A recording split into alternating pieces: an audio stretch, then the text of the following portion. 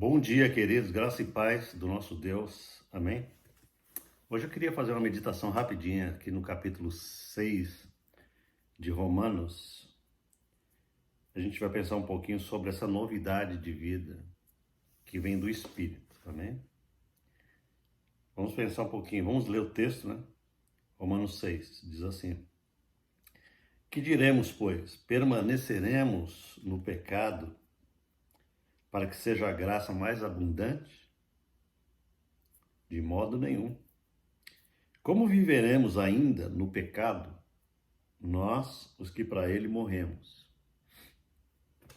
Ou porventura ignorais que todos nós que fomos batizados em Cristo Jesus, fomos batizados na sua morte?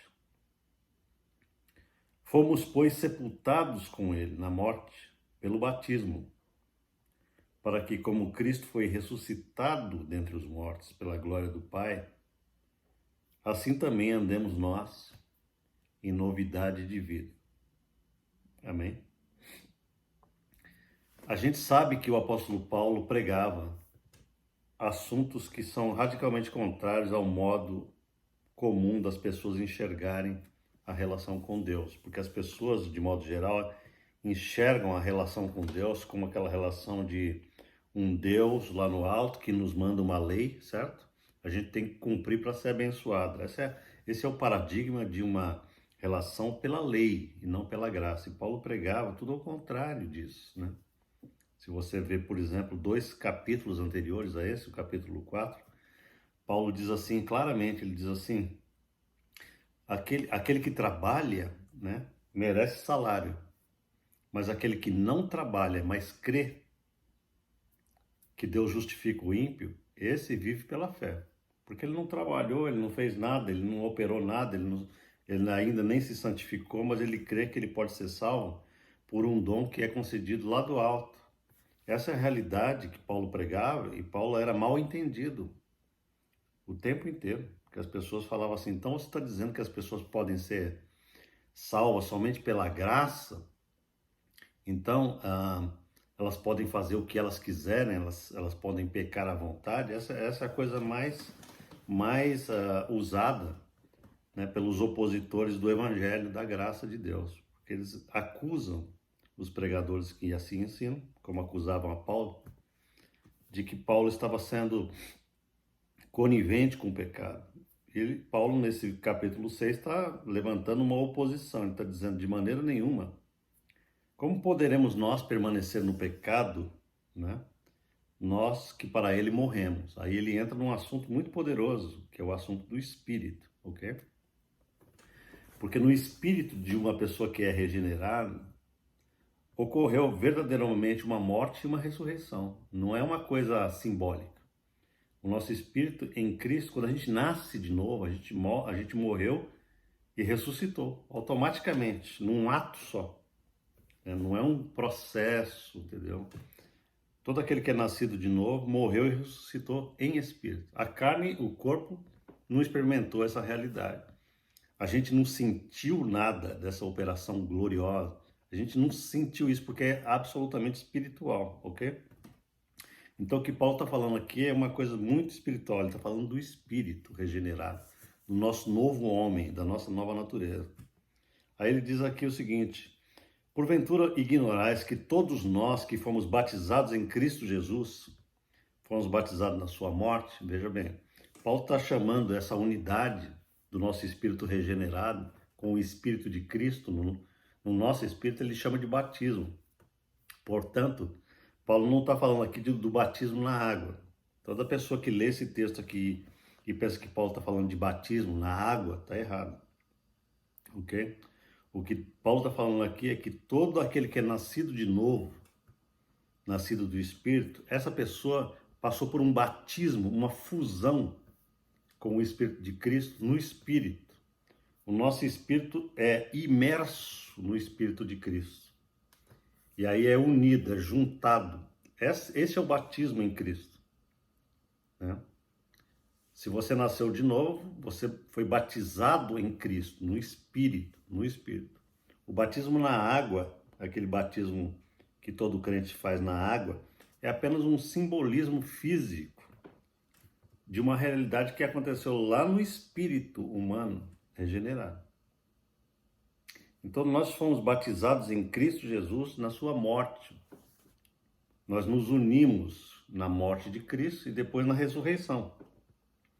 Mas isso aonde? Dentro do nosso espírito. Olha o versículo 3.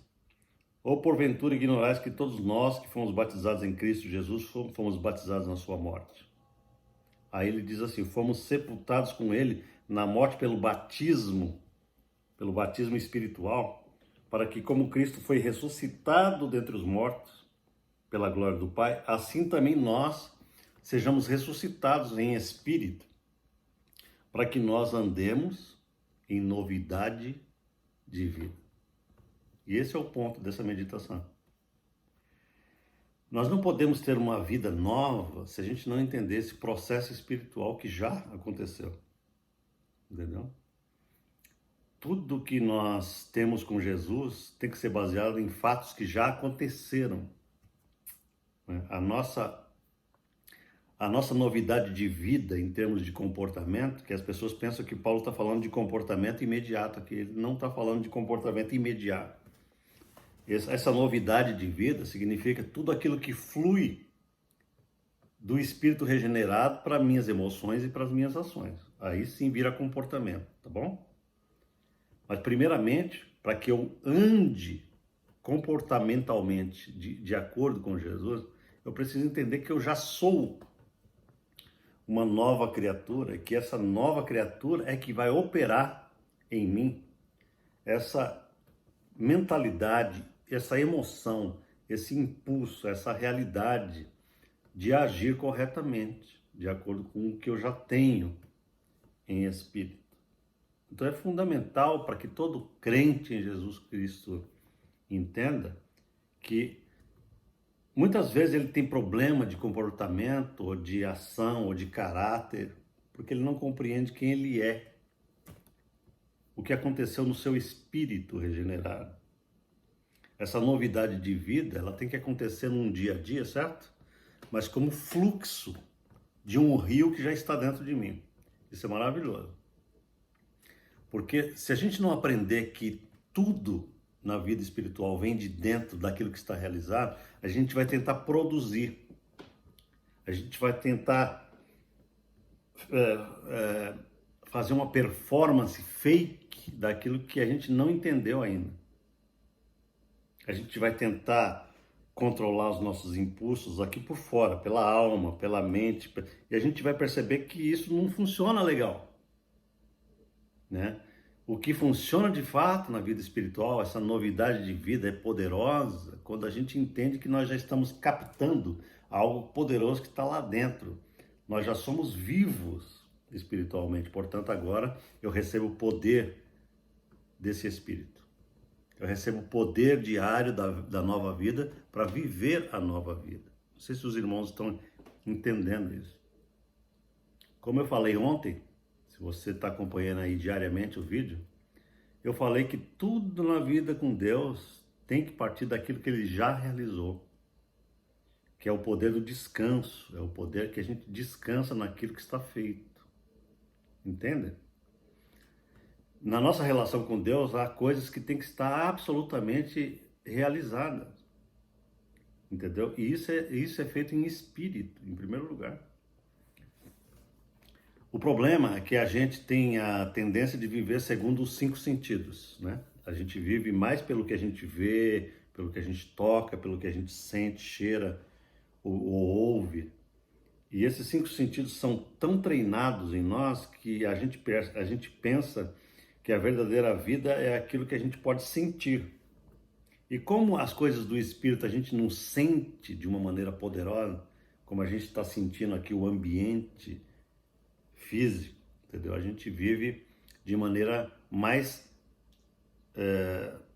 sensorial do que espiritual. E Paulo fala que nós temos que viver de maneira mais espiritual do que sensorial. Paulo diz que a gente tem que renovar nossa mente com essa realidade de que nós somos espirituais e não carnais.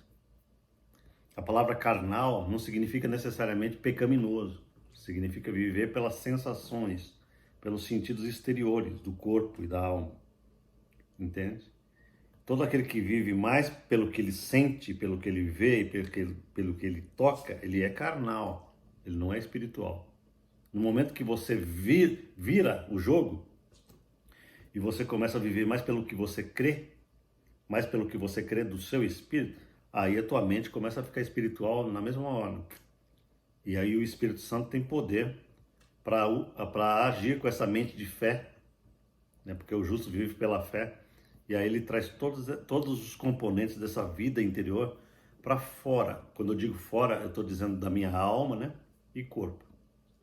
As minhas emoções são envolvidas, os meus desejos são transformados, e o meu caráter é transformado, e as minhas ações são todas transformadas, porque agora eu tô buscando isso lá do núcleo e trazendo para fora, né? Essa é a dinâmica do verdadeiro andar com Deus.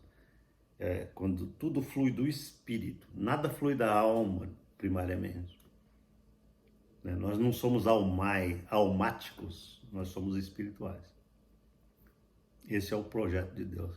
Essa novidade de vida tem que ser trazida de dentro desse espírito que já está regenerado, já está santificado, já está em plena unidade com Deus, já está em profunda agradabilidade. Deus se agrada do nosso espírito, né? Ele não trata com comportamento no primeiro momento.